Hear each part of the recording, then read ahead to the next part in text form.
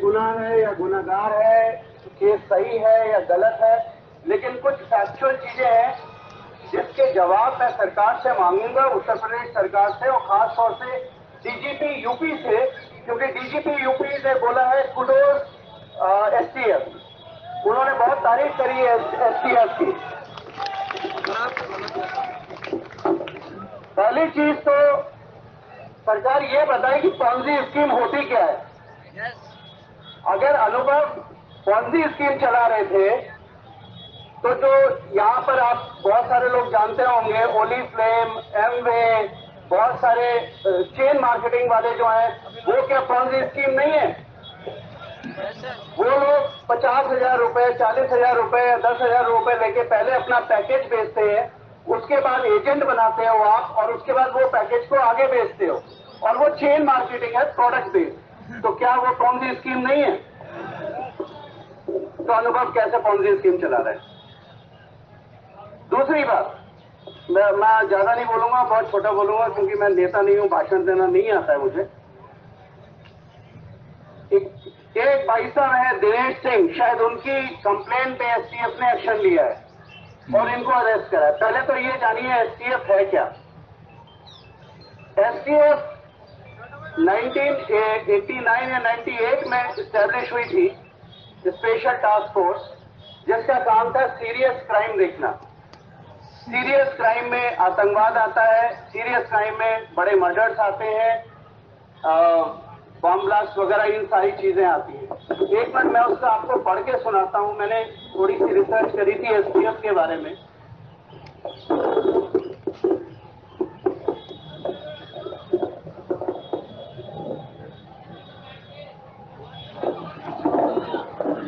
आप सभी सहयोग करें और मुझे पूर्ण उम्मीद है कि आप सहयोग कर रहे हैं। आप सभी से नोटा बैठ गए। एसटीएफ स्टैब्लिश हुई थी 1998 में। पहला इसका काम था collection of intelligence about mafia gang and intelligence based action against such gang, यानी इसकी काम था इंटेलिजेंस अरेंज करना माफिया गैंग्स के अलावा। दूसरा था preparation of action plan and it's execution against destructive element, specially ISI agent.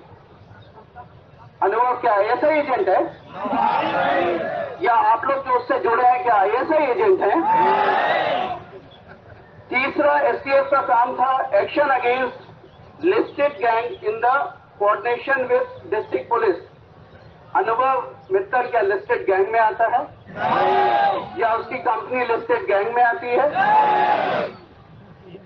पांचवा था affective action against inter district gangs of organised criminals. अब इसमें भी मेरे ख्याल से अनुभव नहीं आता है।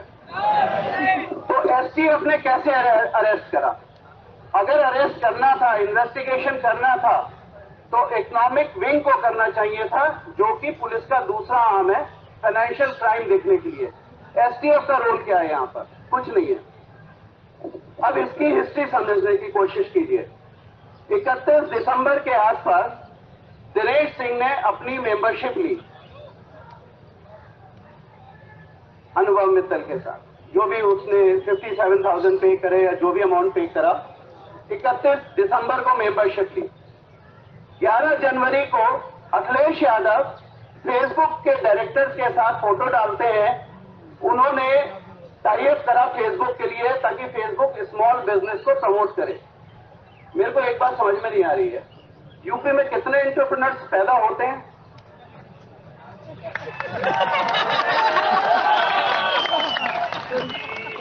मैं पिछले 25 साल से आईटी में हूं, शायद सारी दुनिया देख चुका हूं, बहुत सारे प्रोजेक्ट्स काम करे हैं मैंने। सपने में भी अगर मैं कंपनी स्टैब्लिश करूं तो शायद यूपी का नाम नहीं आता है कहीं। पहला नाम आता है बैंगलोर, फिर हैदराबाद, फिर गुड़गांव, ज्यादा से ज्यादा गुजरात चला गया मैं, या बॉम्बे चला गया। यूपी का तो नाम ही नहीं आता है। तो सबसे बड़ी बात है, फेसबुक को ऐसा क्या दिखा कि वो अखिलेश यादव के साथ छोटा बिजनेस प्रमोट करने यूपी में आ गए, पर बैंगलोर छोड़ा है।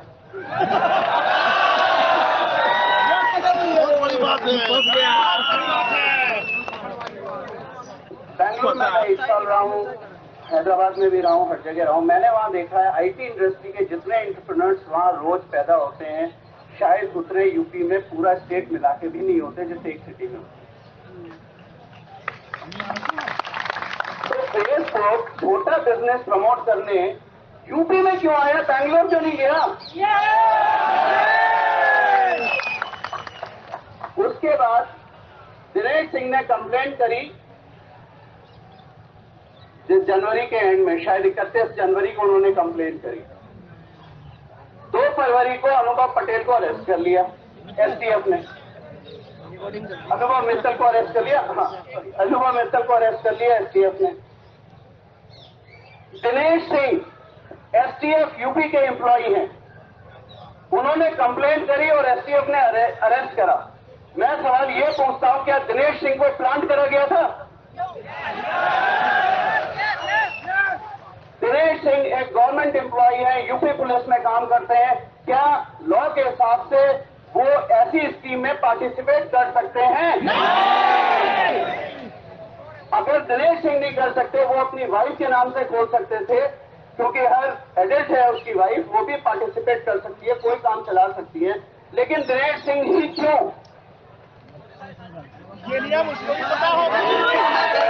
दिनेश सिंह को यूपी सरकार ने पहले प्लान करा, प्रॉब्लम क्रिएट करी गई, फेसबुक से टाई अप करा गया और उसके बाद अनुभव मित्तल को अरेस्ट करके सारी साइटें बंद कर दी ताकि फेसबुक का धंधा चल जाए। अखिलेश यादव को इसमें क्या फायदा है? क्या अखिलेश यादव ने अपने इलेक्शन मार्केटिंग के लिए फेसबुक को फ्री में इस्तेमाल करा है? डेट मैच नहीं करती है, जो चेन ऑफ इवेंट है उससे डेट मैच नहीं कर सकती। अगर दिनेश सिंह ने कंप्लेंट करी, कंप्लेंट प्राइमा फेसिया अगर जेन्युइन भी है, तो पहले पुलिस इन्वेस्टिगेट करती है, इकोनॉमिक विंग को ट्रांसफर करती है, जो भी फाइनेंशियल आर्म है वो इन्वेस्टिगेट करता है, उसके बाद में जाके अरेस्ट होता है। पहले ये नहीं होता है अरेस्ट होके धंधा बंद कर दो, अकाउंट फ्रीज कर दो और उसके बाद जाके इन्वेस्टिगेशन करो। तो इसके पीछे बड़ा सीधा सा जो प्राइमा फेसिया, मैं किसी पे इल्जाम नहीं लगा रहा, मैं तो सवाल पूछ रहा हूं कि भैया ऐसा करा क्यों? फेसबुक यूपी में आके छोटा बिजनेस प्रमोट करेगी, आधे यूपी वालों ने के पास मोबाइल फोन इस्तेमाल करना आता नहीं है जैसा कि सरकार बोलती है। तो बेंगलोर में क्यों नहीं कर रहे भाई, यूपी में क्यों कर रहे हो? फेसबुक यूपी में क्यों है? बिकॉज अनुभव मित्तल वॉज वन गाय जिसकी कैपेसिटी थी कि अगले 1 साल में फेसबुक को बंद कर सकता है।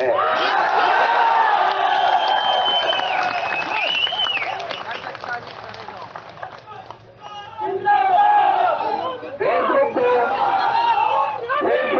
1 साल लगा था 1 मिलियन फॉलोअर्स करने में, सब्सक्रिप्शन करने में। अनुभव को शायद 1 हफ्ता लगा था।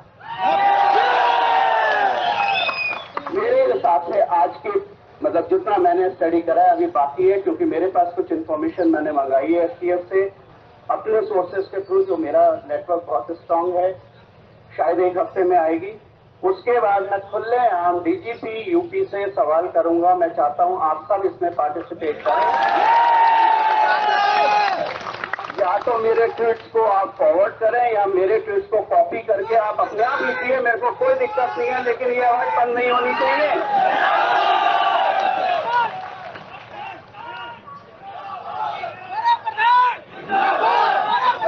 जिंदाबाद जिंदाबाद जिंदाबाद जिंदाबाद जिंदाबाद।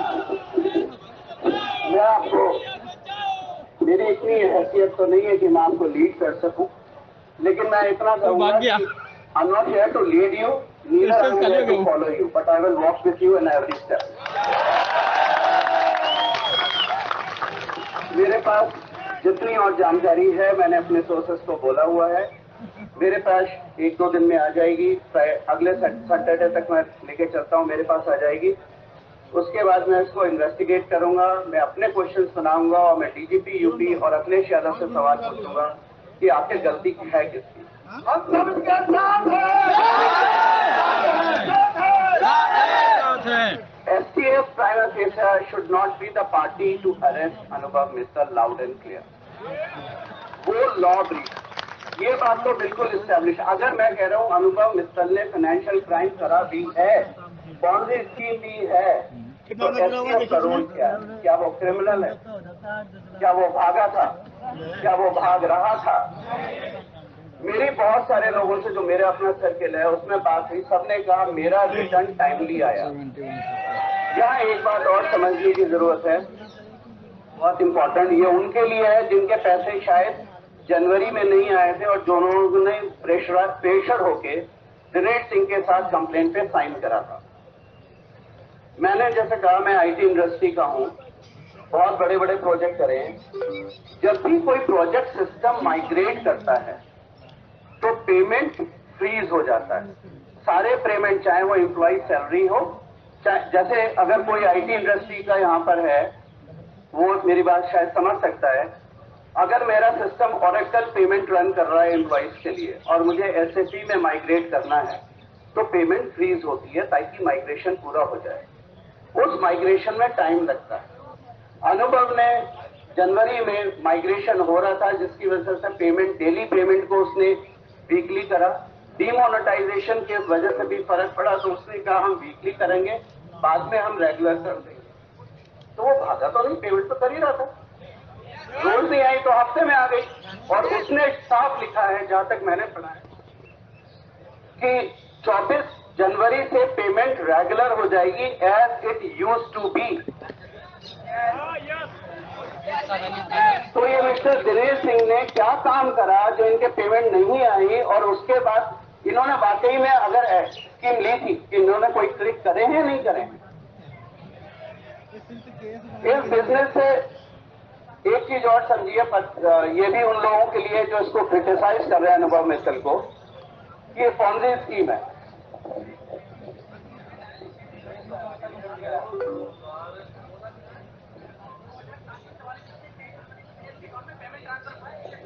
दिनेश के अकाउंट में कुछ पेमेंट ट्रांसफर हुआ, बताइए। 23 जनवरी को दिनेश के अकाउंट में 2,744 रुपए पेमेंट भी गया है।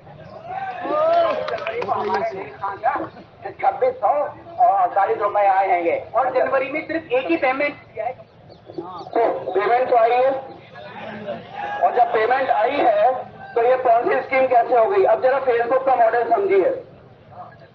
मेरे पेज है फेसबुक पे, साइड में बैनर आता है कि अगर मैं उसे क्लिक करूं तो वो प्रमोट होगा। और कई बार मेरे पर्सनल मेल पे आता है कि अगर आपको अपना पेज प्रमोट करना है तो आपको एक्स अमाउंट देना है, यानी 138 रुपीज, और किस टारगेट को मुझे करना है, ये शायद वीकली या डेली का पेमेंट है।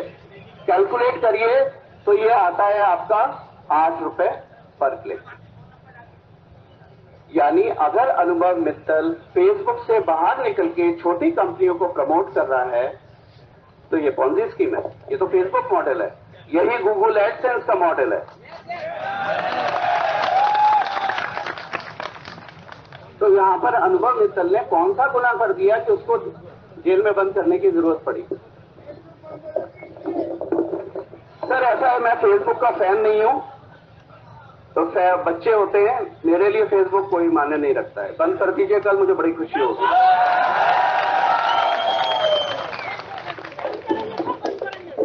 दूसरा सवाल, जब फेसबुक प्रमोट कर रहा है तो वो भी तो एक तरह से पॉन्जी स्कीम हुई ना, कि अगर मेरे को आप प्रमोट कर रहे हो। अब आप एक बार समझिए, मीडिया आपको कवर क्यों नहीं कर रहा है? मीडिया आपको कभी कवर नहीं करेगा, प्रिंट हो इलेक्ट्रॉनिक हो कोई भी हो, आपको मीडिया कवर नहीं करेगा। आपको सोशल मीडिया यूज करना है और उससे आवाज को बाहर पहुंचाना है। क्यों नहीं करेगा? कोई भी मीडिया हाउस उठा के देख लो, उसका ऑफिस कहां है? नोएडा में। नोएडा किसके अंडर आता है?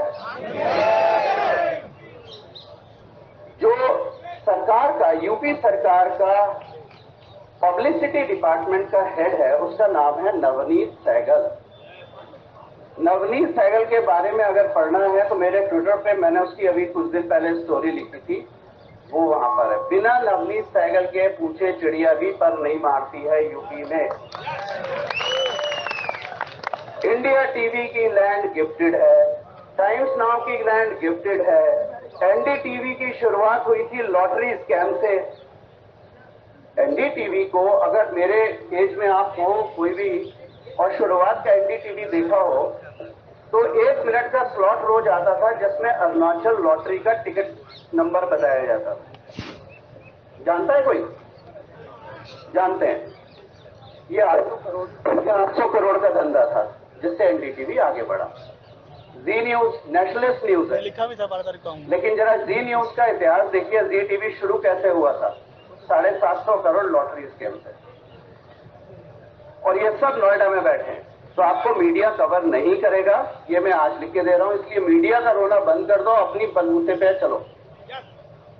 ट्विटर पकड़ो, फेसबुक को ही पकड़ो, फेसबुक को मारने के लिए पकड़ो। अगर आप सबके कम से कम 10, अगर आप सबके कम से कम 50 फ्रेंड्स भी फेसबुक पे हैं, तो आप जरा चेन रिएक्शन कैलकुलेट कर लिया क्या बिंदास होगी। जब मैं अभी 1 हफ्ते के बाद सवाल करूंगा, उसको जितना फैला सकते हो फैलाओ। जिसको टैग करना है करो, नरेंद्र मोदी को टैग करो, अरुण जेटली को टैग करो, फाइनेंस मिनिस्ट्री को टैग करो, सवाल पूछो गलती है कहां।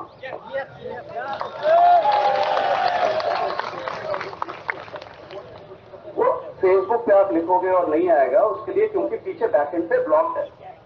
और वो ब्लॉक इसलिए है क्योंकि ये आगे फेसबुक से आगे ना बढ़े, इसलिए फेसबुक ब्लॉक करेगा। जवाब ही ना दे रहा। फाइनली ये है कि इस लड़ाई को आप सबको मिलकर लड़ना है। मेरे से जो हो सकता है, मेरा टाइम, मेरी एनर्जी, मेरा इन्वेस्टिगेशन, वो सब मैं दूंगा आपको। वो सारी चीजें मैं आपको दूंगा।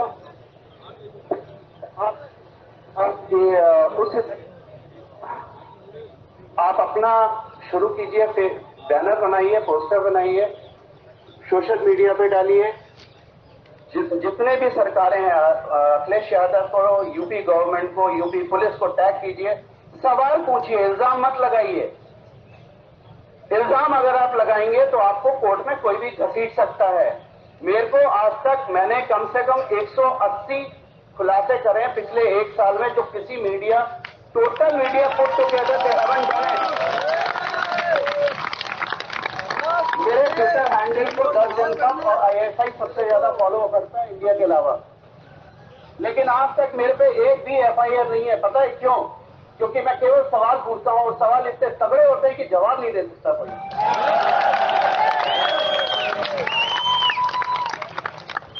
इसलिए मैं चाहता हूं कि आप सब सवाल पूछिए। क्लू सवाल का जो टिप है वो आप मेरे ट्विटर हैंडल से उठा सकते हैं, या और जो आपके भाई बंधु हैं वहां से उठा सकते हैं। ये लड़ाई अब रुकनी नहीं चाहिए। अनुभव वापस आएगा, अनुभव वापस आएगा, वैसा ही काम करेगा। और आप लोग जैसे इन्वॉल्व हैं, क्योंकि मैंने देखा है मेरे साथ के बहुत सारे लोग हैं, बहुत सारे मध्यम वर्ग भी लोग हैं जिनके घर में लेडीज खाली हैं, आता है कंप्यूटर, फेसबुक यूज करना आता है, दिन में 100-200 लाइक कर दिए, पेनिट्रेशन बढ़ गया। अब होता क्या है, इस मॉडल को भी एक छोटा सा क्लिप देकर समझाता हूं। मान लीजिए मेरी एक छोटी सी कंपनी है, दुकान है, भले ही मैं बहुत अच्छी मिठाई बनाता हूं, कोई लेडी है जो घर में बहुत अच्छी चॉकलेट या बेकरी करती है। हम अगर मिनिमम एक अखबार का क्वार्टर पेज उठाते हैं बीच में, किसी बीच के पन्ने में, तो कम से कम 10 लाख रुपए का कॉस्ट आता है। और अगर हम टीवी पे जाते हैं तो 4 से 5 लाख रुपए 10 सेकंड की कॉस्ट आती है। छोटा इंसान जो स्टार्ट कर रहा है, स्टार्टर है, स्टार्टअप एंटरप्रेन्योर है, वो मेरे ख्याल से ये पैसे नहीं दे सकता। उसके लिए अनुभव ने एक मॉडल निकाला कि हाँ ठीक है, तुम्हारा छोटा सा है, तुमको लमसम नहीं देना है, जितने क्लिक होंगे उसके हिसाब से मुझे 8 रुपए पर क्लिक दे देना। दूसरी बात, ये टारगेट ऑडियंस होगी। अगर आपका टारगेट ऑडियंस अर्बन सिटी है या लेट्स से साउथ दिल्ली है और बहुत प्रिसाइज GK1 ही है, तो जो IP एड्रेसेस GK1 से ओरिजिनेट होते हैं उन पे ही ये ऐड जाएगा। सोशल मीडिया ऐड का सबसे अच्छा फायदा ये टारगेट होता है, ये ब्लाइंड ऐड नहीं होता है जैसे अखबार में होता है। मैंने अगर एक चीज क्लिक करी, मान लीजिए मेरी बहन है, मेरा भाई है, जो मेरे फेसबुक पे जुड़ा हुआ है, वो ये तो देखेगा कि भाई ने क्या क्लिक करा है, ये बात आगे पहुंची, फिर उसने भी क्लिक करा, ऐसे ये चेन बनती है। मीडिया इसमें, अगर हम सोशल मीडिया को ढंग से इस्तेमाल करें, मैंने एक बार लिखा था, बहुत लंबा ब्लॉग लिखा था कि 2019 का चुनाव सोशल मीडिया का चुनाव है, मीडिया कहीं एग्जिस्ट नहीं करेगा। हम सबकी जिम्मेदारी बनती है कि ऐसे मीडिया वालों को बाहर निकाल के एक्सपोज करें जो बिक के काम करते हैं, जिन्होंने यूपी सरकार से पैसे लिए हैं। अब आप एक एग्जाम्पल देखो, यूपी गवर्नमेंट में, यूपी में लगभग 450 राइट्स हुए, किसी मीडिया ने आज तक उठाया? क्यों? वो नवनीत सहगल रेवेन्यू देते हैं ना मीडिया को। आप चेक करना, नवनीत घर जाके, नवनीत सहगल मेरे ट्विटर पे आप चेक करना, मैंने सारी कहानी लिखी है। वही सवाल नवनीत सहगल से रोज पूछो, तभी इसका सोल्यूशन निकलेगा।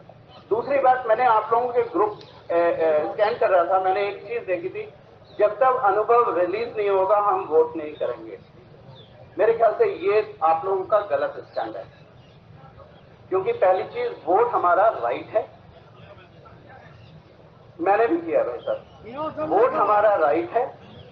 दूसरी बात, अगर हम वोट नहीं करेंगे तो हम उन्हीं लोगों को बढ़ावा दे रहे हैं जिन्होंने आज अनुभव को अंदर करा है, हमें उन्हें उखाड़ के बाहर फेंकना है।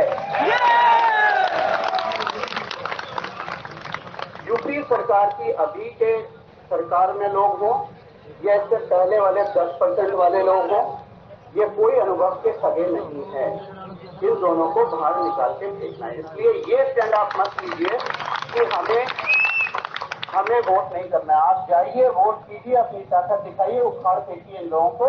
1 महीने की बात है, उसके बाद हम बात करेंगे जिससे कि कैसे बात होगी। Lastly, जैसे मैंने पहले कहा, I may not lead you, I may not follow you, I'm always ready to walk with you. Thank you.